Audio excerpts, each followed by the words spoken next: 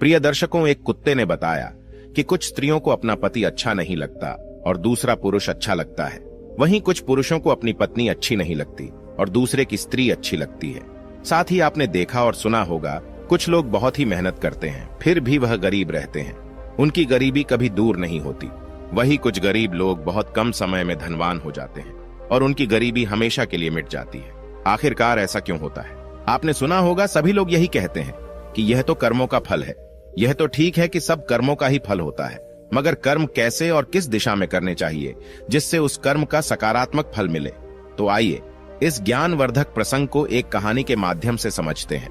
प्रिय दर्शकों, इससे पहले आप हमारे चैनल में पहली बार आए हैं तो चैनल को सब्सक्राइब करें, बेल आइकन को प्रेस करें ताकि हर आने वाले वीडियो का नोटिफिकेशन सबसे पहले आपको मिले। प्रिय दर्शकों, एक समय की बात है, एक जंगल में एक आम का पेड़ था। उस आम के पेड़ के नीचे एक कुत्ता रहा करता था। एक दिन उसी पेड़ के पास से होकर के एक साधु निकलते हुए जा रहे थे। उन्हें थोड़ी सी थकान महसूस हुई तो वह संत जो थे उसी आम के पेड़ की छाया में बैठ गए, जिसके नीचे एक कुत्ता रहा करता था। वही जब कुत्ते की नजर उन साधु पर पड़ती है तो कुत्ता साधु से कहने लगता है, महाराज आप तो ज्ञानी हैं, हमको कोई ऐसा रास्ता बताओ जिससे कि शरीर पूरा होने के बाद हमें स्वर्ग की प्राप्ति हो।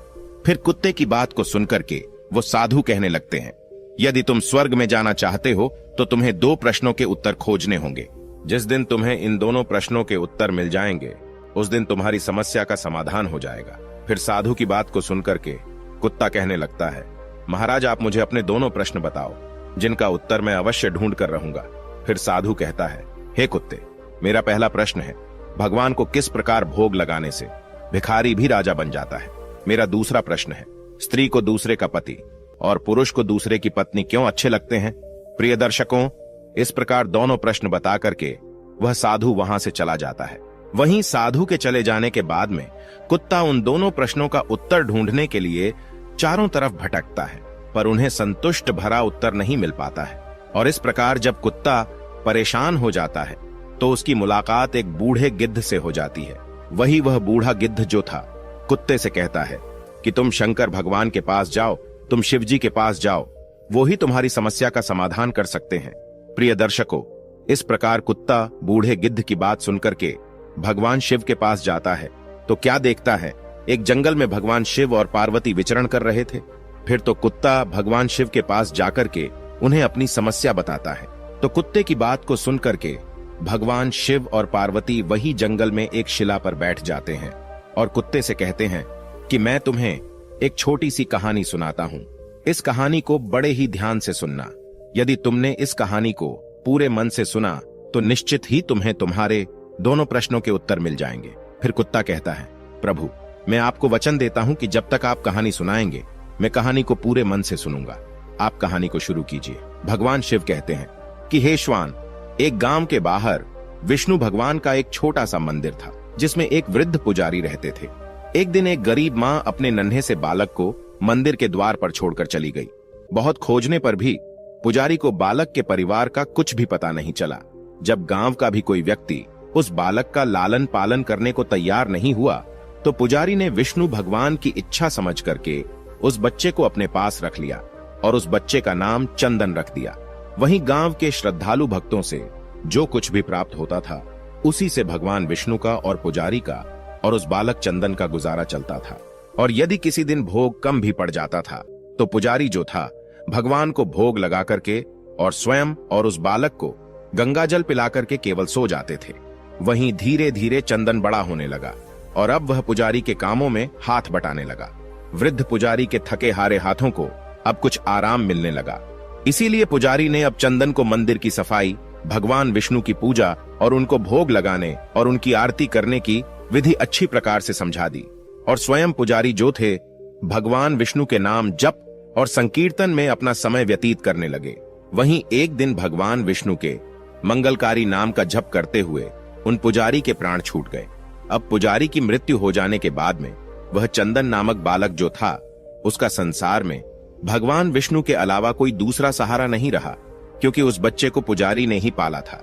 वही पुजारी ने मरने से पहले उस चंदन को 3 बातें बताई थी। पहली बात, हमेशा विष्णु भगवान को ताजी गर्म रसोई का ही भोग लगाना। दूसरी बात, भगवान को भोग लगाए बिना स्वयं कुछ भी नहीं खाना। तीसरी बात, भगवान विष्णु पर विश्वास रखकर कभी भी किसी भी वस्तु का संग्रह नहीं करना, बासी भोजन का भी नहीं। वहीं उस चंदन नामक व्यक्ति को पुजारी की तीनों बातें ठीक से याद थीं और वह चंदन उन तीनों ही बातों का बड़े ही ध्यान से पालन करता था। यदि कोई भक्त पहले से बना भोजन या मिठाई मंदिर में दे जाता तो बालक चंदन जो था उसे गरीबों में बांट देता था। बड़ी ताजी रसोई बनाकर ही भगवान विष्णु को भोग लगाता था। उसके बाद ही स्वयं प्रसाद ग्रहण करता था और यदि फिर भी बच जाता था तो उसे बांट देता था। भगवान शिव कहते हैं कि हे तोते, यदि रसोई बनाने को सामग्री नहीं होती थी तो भगवान विष्णु और वो बालक चंदन दोनों गंगाजल पीकर ही रह जाते थे। एक दिन बरसात का मौसम आया और 3-4 दिन तक मूसलाधार बरसात होने से मंदिर में एक भी भक्त नहीं आया। वहीं चंदन अपने विष्णु भगवान को गंगा का ही भोग लगाता रहा और उसे ही पीकर स्वयं भी समय गुजारता रहा। उधर भगवान विष्णु उस बालक चंदन की भक्ति और सहन शक्ति की परीक्षा लेते रहे, किंतु आखिर में अपने भक्त बालक को भूख से तड़पते देख करके भगवान विष्णु से रहा नहीं गया और विष्णु जो थे सेठ के नौकर का रूप धर करके हाथ में भोजन सामग्री की पोटली लेकर के बरसात में भीगते हुए मंदिर के द्वार पर जा पहुंचे। और इस प्रकार विष्णु ने मंदिर पर आवाज लगा करके उस चंदन को बुलाया और उसके हाथ में पोटली देते हुए कहा, ये कच्चा राशन सीधे के रूप में सेठ जी ने तुम्हारे पास भेजा है, इसे रसोई बनाओ, भोग लगाओ और स्वयं भी प्रसाद पाओ। मैं कल फिर आऊंगा। वहीं चंदन भगत ने आशीर्वाद देकर के और सूखी गीली लकड़ियों के धुएं में गर्म रसोई बना करके भगवान विष्णु को भोग लगाया। फिर पूरे बरसात के मौसम में भगवान विष्णु नौकर के भेष में चंदन भगत को सीधा देने के लिए आते रहे और स्वयं भी गर्मा गर्म रसोई का भोग पाते रहे। भगवान शिव कहते हैं कि हे श्वान, एक दिन चंदन भगत ने सोचा कि सेठ जी को सीधा भेजते हुए 4 महीने हो चले हैं, किंतु वे स्वयं कभी भी मंदिर में भगवान विष्णु का प्रसाद ग्रहण करने नहीं आए। फिर अगले दिन भगवान विष्णु नौकर के वेश में जब सीधे की पोटली देने आए तो चंदन भगत ने उनसे कहा, अरे भाई, तुम्हारे सेठ जी इतने बड़े धर्मात्मा हैं कि रोजाना तुम्हारे हाथों से सीधा भिजवा देते हैं और कभी भी स्वयं मंदिर में प्रसाद लेने के लिए नहीं आते। इस कारण से मेरा हृदय अत्यंत दुखी हो रहा है। तुम अपने सेठ जी से कहना कि कल वो भी मंदिर में प्रसाद ग्रहण करने के लिए अवश्य पधारें। वहीं चंदन भगत की बात को सुनकर के भगवान विष्णु चौंक कर घबरा उठे और बोले, अरे पुजारी जी, सेठ जी मेरे द्वारा आपको सीधा भेजते हैं, आप इससे भगवान को भी भोग लगा लेते हैं और स्वयं भी प्रसाद पाते हैं। फिर सेठ जी को बीच में बुलाने की क्या जरूरत है? जैसा चल रहा है वैसा ही चलने दीजिए। भगवान शिव कहते हैं कि हे श्वान। फिर वह चंदन कहने लगा, ऐसे कैसे चलने दूं? आपके धर्मात्मा सेठ जी इतने दिनों से सीधा भेज रहे हैं, क्या मैं उन्हें भगवान का प्रसाद देने का अपना कर्तव्य भी पूरा न करूं? मैं किसी का उधार खाने वाला नहीं हूं। अपने सेठ जी से कह देना, यदि कल वो भगवान विष्णु का प्रसाद ग्रहण करने के लिए नहीं आए तो मैं उनका सीधा लेना बंद कर दूंगा। फिर तो नौकर बने विष्णु भगवान अपने चंदन भगत की अकड़ को देख करके एकदम से कांप उठे और यह सोच करके मन ही मन में हंसे कि वाह बेटा, आज तो लेने वाला ही देने वाले पर धौंस दिखा रहा है। लेकिन सरल हृदय भक्त के मनोभाव पर रीझ करके भगवान विष्णु बोले, ठीक है पुजारी जी, कल सेठ जी मंदिर में प्रसाद ग्रहण करने जरूर पधारेंगे। वहीं दूसरे दिन बड़े सवेरे ही भगवान विष्णु नौकर के भेष में दूध और बहुत सारी भोजन सामग्री लेकर के मंदिर पहुंच गए। वहीं चंदन चौंकते हुए बोला, भाई, आज इतना सारा सीधा किस लिए लेकर आए हैं? तो नौकर बने विष्णु भगवान बोले, पुजारी जी, क्या आप भूल गए? आज आपने सेठ जी को प्रसाद के लिए बुलाया है, इसलिए आप छक करके रसोई बनाइए और विष्णु भगवान को भोग लगाइए। वहीं नौकर बने विष्णु भगवान कहने लगे, हे चंदन भगत, ये तो बता दीजिए कि सेठ जी को किस समय आना है। तो चंदन ने प्रसन्न होकर के नौकर बने विष्णु भगवान को सेठ के आने का समय बता दिया। अब उधर तो चंदन भगत रसोई तैयार करता है और इधर भगवान विष्णु जो थे अपने चंदन भगत की इच्छा पूरी करने के लिए सेठ का रूप धारण करने लगते हैं। इधर अपने स्वामी को एक प्यारे भक्त के यहाँ पर जाने का समाचार सुनकर के माता लक्ष्मी भी भला कैसे पीछे रहती। वह भी विष्णु भगवान की आज्ञा को पाकर के सेठानी का रूप धारण करने में जुट गई। विष्णु भगवान ने एक मखमल का सुंदर कुर्ता धारण किया और ऊपर से एक सुंदर रंग बिरंगी पगड़ी बांध ली और अपने पैरों में रेशमी जूतियां धारण कर ली। और इधर लक्ष्मी ने अपने पतिदेव के नगर में बनी हुई सुंदर बनारसी साड़ी निकालकर पहनी, जिसका रंग सेठ बने विष्णु के कुर्ते से मेल खा रहा था। लक्ष्मी ने सोने चांदी हीरे के जगमगाते हुए आभूषण धारण कर लिए, पैरों में सुंदर चरण पादुकाएं पहन ली।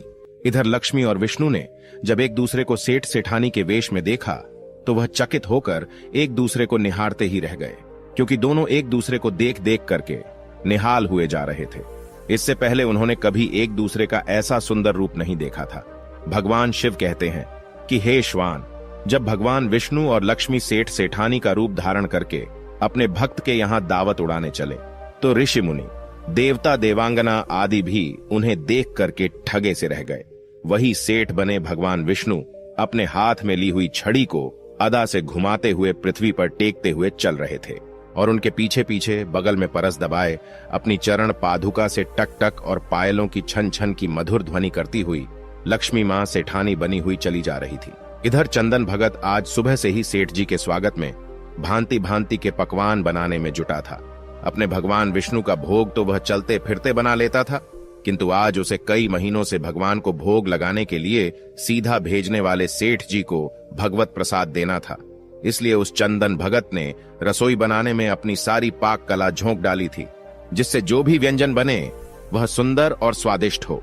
वहीं सेठ जी के द्वारा भेजे हुए चावल धोकर के चंदन भगत ने खीर बनाई, उसे धीमी आंच पर पका करके गाढ़ा किया और उसमें सेठ जी के द्वारा भेजे हुए पिस्ते, बादाम, केसर, चिलगोजे और किशमिश डाले। वहीं मिर्च और अदरक को कूट करके उसे बाजरा, बेसन और गेहूं के आटे में भर भर करके मोटे मोटे मिर्चे टिक्कर बनाई। रसोई बना करके चंदन भगत पुनः स्नान करने चला गया ताकि स्वच्छ वस्त्र पहन करके भगवान विष्णु को भोग लगा सके और उसके बाद में सेठ जी को उनका प्रसाद पवा सके। भगवान शिव कहते हैं, हे श्वान, जब चंदन भगत स्नान करके लौटा तो क्या देखा? सेठ जी प्रसाद ग्रहण करने के लिए स्वयं तो आए ही है, संग में अपनी सेठानी को भी लाए हैं। वही चंदन ने झट से दोनों से राम राम की, उन्हें आसन देकर बिठाया और बोला, मैं भी भगवान विष्णु को भोग लगाकर आता हूं, फिर आपको प्रसाद परोसूंगा। वही भावना के भूखे भगवान विष्णु से भूख सहन नहीं हो पा रही थी, इसलिए वह बोले, पुजारी एक काम करो, भगवान को जल्दी से भोग लगाइए, मुझसे भूख सहन नहीं होती है। फिर तो सेठ बने विष्णु की बात को सुनकर के चंदन भगत बोला, देखो सेठ जी, भूख तो मुझे भी बड़े जोर से लग रही है, किंतु मैं अपनी भूख के कारण भगवान को भोग लगाना नहीं भूलता। यदि दुनिया के सारे लोग इसी तरह अपनी भूख के लिए भगवान को भोग लगाना भूल जाएं, तो भगवान तो भूखे मर जाएंगे। वहीं सेठ बने विष्णु भगवान एक पत्तल उठाते हुए बोले, पुजारी जी आप भोग लगाइए, इधर मैं पत्तल परोस लेता हूं, मुझसे भूख सहन नहीं हो पा रही है। फिर तो चंदन भगत जो था सेठ बने विष्णु भगवान को डांटते हुए बोला, सेठ जी, भगवान के काम में न तो जल्दीबाजी चलती है और न ही कंजूसी चलती है, इसलिए चुपचाप इंतजार करो। मैं जब तक भगवान विष्णु को भोग नहीं लगा देता, आप रसोई के पास भी नहीं भटक सकते हैं। चुपचाप इधर बैठ जाइए और ओम नमो भगवते वासुदेवाय का जाप करते रहिए। मैं अभी आता हूँ, फिर आपको पेट भरकर भोजन कराता हूँ। वही सेठ बने भगवान विष्णु डांट खा करके चुपचाप अपने आसन पर बैठ गए।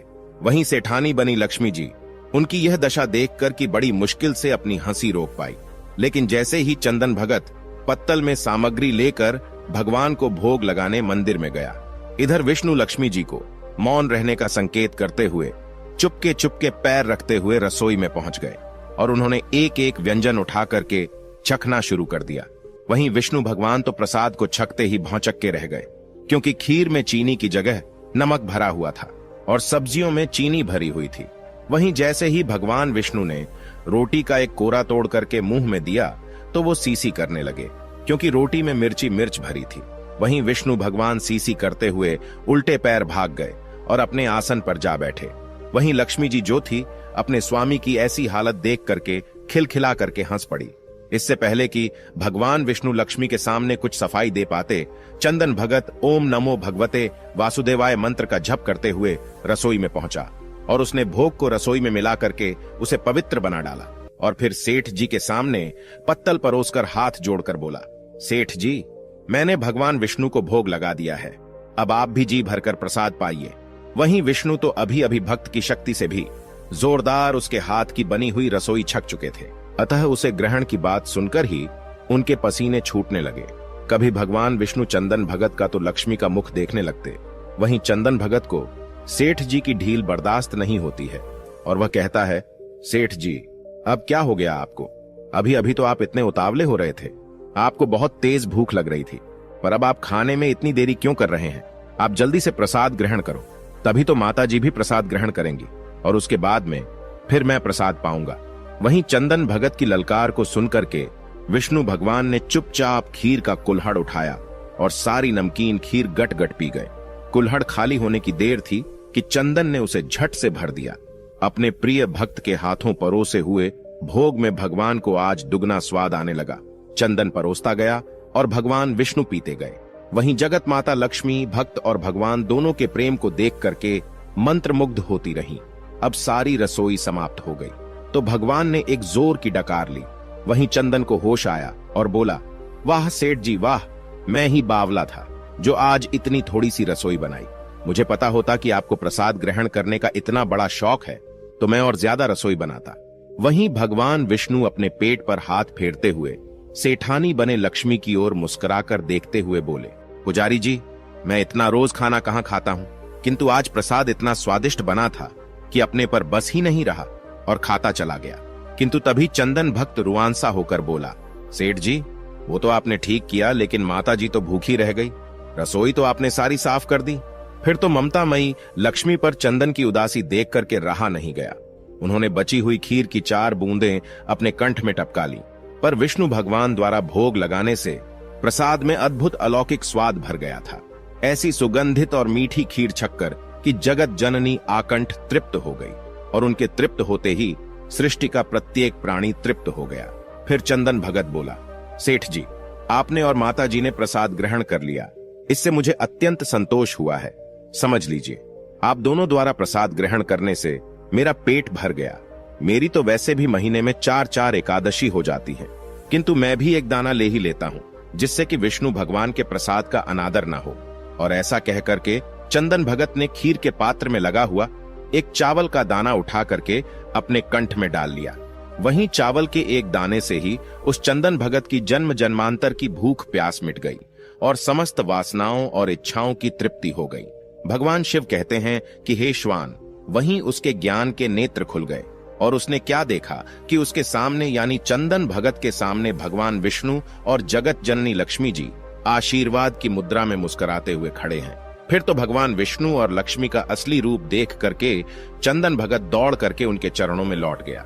वहीं भगवान विष्णु ने चंदन भगत को अपने हाथों से उठा करके अपने सीने से लगा लिया और कहा, बेटा बताओ तुम्हें क्या चाहिए? मैं तुम्हारी भक्ति से बहुत ही प्रसन्न हूँ।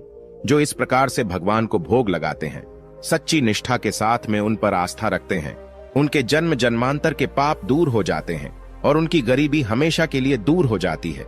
वहीं चंदन भगत कहने लगा, प्रभु मुझे कुछ नहीं चाहिए, केवल आपका प्यार चाहिए। वहीं भगवान विष्णु कहते हैं, नहीं चंदन, तुमने अब तक गरीबी देखी है, मैं तुम्हें वरदान देता हूँ कि तुम इस राज्य के राजा बनकर के इस राज्य का सुख भोगोगे और शरीर पूरा होने के बाद में तुम्हें स्वर्ग की प्राप्ति होगी।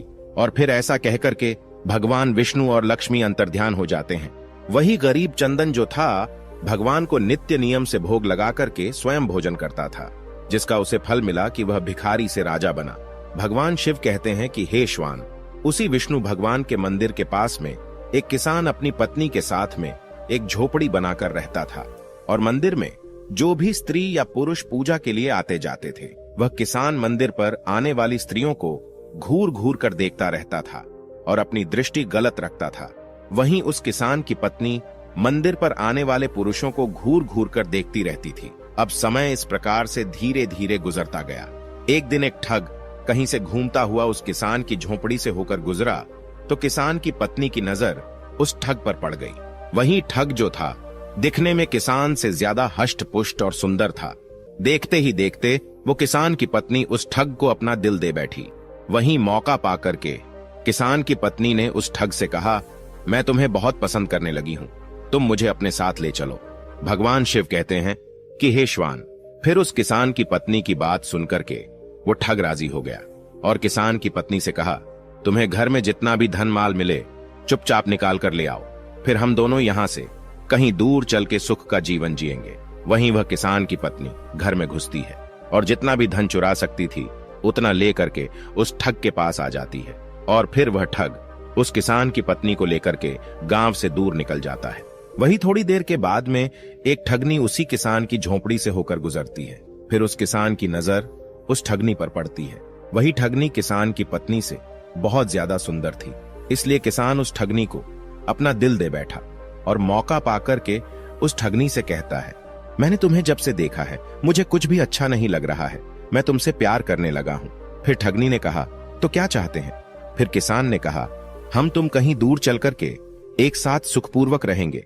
भगवान शिव कहते हैं कि हे श्वान। इस प्रकार उस किसान की बात सुनकर के वह ठगनी तैयार हो गई। फिर वह किसान जो भी धन माल उसके पास था उस सबको लेकर के उस ठगनी के साथ में गांव से दूर निकल जाता है। वहीं कुछ समय चलने के बाद में वह किसान की पत्नी और वह ठग, उधर किसान और ठगनी, इन सभी को चलते चलते एक नदी मिल जाती है।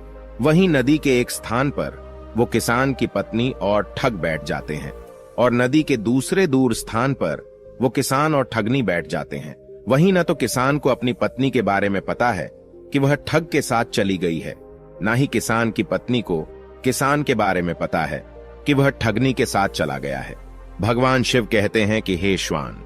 नदी पर पहुंचने के बाद में वह ठग किसान की पत्नी से कहता है कि तुम यह गहना मुझे दे दो, मैं पहले इस गहने को नदी के पार रखा आऊं, फिर तुम्हें नदी पार कराऊंगा। वहीं ठग की बातों में आकर के किसान की पत्नी धन उस ठग को दे देती है। वहीं वह ठग जो था धन माल लेकर के उस किसान की पत्नी को उसी नदी में ढकेल देता है और धन माल लेकर के वहां से चला जाता है। वहीं दूसरी तरफ ठगनी जो थी उस किसान से माल लेकर के उस किसान को नदी में धोखे से ढकेल देती है और माल लेकर के दूर चली जाती है। भगवान शिव कहते हैं कि हे श्वान। इस प्रकार वह किसान और उसकी पत्नी नदी में डूबते उछलते हुए एक स्थान पर मिल जाते हैं और फिर दोनों को अपनी अपनी गलती पर बड़ा पछतावा होता है। वहीं उस नदी के आसपास उन दोनों को बचाने वाला कोई नहीं होता है और इस प्रकार किसान और उसकी पत्नी की नदी में डूबकर मौत हो जाती है। अंत में भगवान शिव कहते हैं कि हे श्वान, जो अपने का नहीं हुआ वह किसी और का नहीं हो सकता है। अब तुम अपने पहले प्रश्न का उत्तर सुनो। तुम्हारा पहला प्रश्न था कि भगवान को किस प्रकार भोग लगाने से भिखारी भी राजा बन जाता है। तो समझ लो, जिस प्रकार इस कहानी में एक गरीब चंदन ने विष्णु लक्ष्मी का भोग लगाया और सेवा की, उसी प्रकार जो भी इंसान गरीब चंदन की तरह सच्चे मन से पूरी आस्था के साथ में नियमानुसार भगवान का भोग लगाता है, वह भगवान की कृपा से निश्चित राजा बन जाता है। जिस प्रकार से वह गरीब चंदन एक राजा बन गया, इसलिए हर इंसान को रोजाना सच्चे मन से नियमानुसार भगवान का भोग रोजाना लगाना चाहिए। उसके बाद ही स्वयं भोजन ग्रहण करना चाहिए। यदि जो भी इंसान ऐसा करता है तो निश्चित ही लक्ष्मी की उस पर कृपा होती है और ऐसा व्यक्ति भिखारी होकर भी राजा बन जाता है। भगवान शिव आगे कहते हैं कि हे श्वान, अब तुम अपने दूसरे प्रश्न का उत्तर सुनो। तुम्हारा दूसरा प्रश्न था कि स्त्री को दूसरे का पति और पुरुष को दूसरे की पत्नी क्यों अच्छे लगते हैं। तो समझ लो, तो जो स्त्री या पुरुष चरित्रहीन होते हैं, ऐसे चरित्रहीन स्त्री या पुरुष को हमेशा दूसरे का पति या दूसरे की स्त्री अच्छे लगते हैं। जिस प्रकार से वो किसान और उसकी पत्नी दोनों ही चरित्रहीन थे, न किसान को अपनी पत्नी अच्छी लगती थी और न ही किसान की पत्नी को अपना पति किसान अच्छा लगता था। इसलिए उन्होंने चरित्रहीनता की, और जो चरित्रहीनता करते हैं उन्हें निश्चित एक दिन अपने कर्मों का भोग भोगना पड़ता है। इसी वजह से उस किसान और उसकी पत्नी की नदी में डूबकर मृत्यु हुई। पति पत्नी के बीच सच्चा प्रेम, वफादारी, सेवा, आत्मीयता, विश्वास तभी रह सकता है जब उनमें एक निष्ठा का व्रत हो। यदि कोई स्त्री अनेक पुरुषों से या कोई पुरुष अनेक स्त्रियों से गुप्त संबंध स्थापित करता है तो उसके शरीर में, रक्त में, मन में, मस्तिष्क में अनेक तत्व मिल जाने के कारण अस्थिरता, खींचतान, आकर्षण, विकर्षण के दौर चलने लगते हैं। ऐसी अवस्था में सच्चा प्रेम, वफादारी एवं आत्मीयता असंभव है। व्यभिचारी स्त्री पुरुषों का दाम्पत्य जीवन हमेशा कपट, धूर्तता, मायाचार और छल से भरा हुआ होता है। यह अवसर पड़ने पर अपने साथी को ही धोखा देते हैं।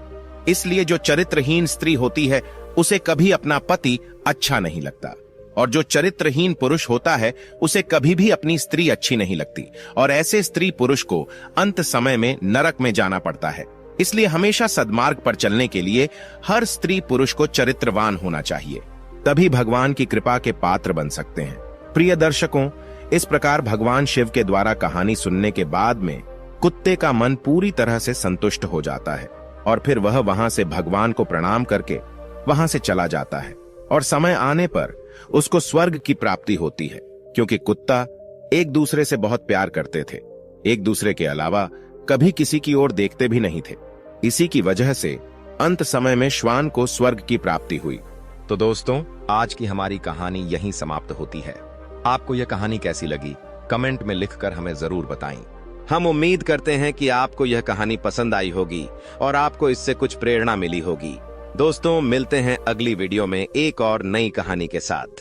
तब तक के लिए दोस्तों, आप सभी से निवेदन है कि अगर आपने अभी तक हमारे चैनल बोधि पथ को सब्सक्राइब नहीं किया है तो सब्सक्राइब करें और बेल आइकन को ऑन करें, ताकि हमारी वीडियो की जानकारी सबसे पहले आपको मिले और आप उसका फायदा उठा सकें।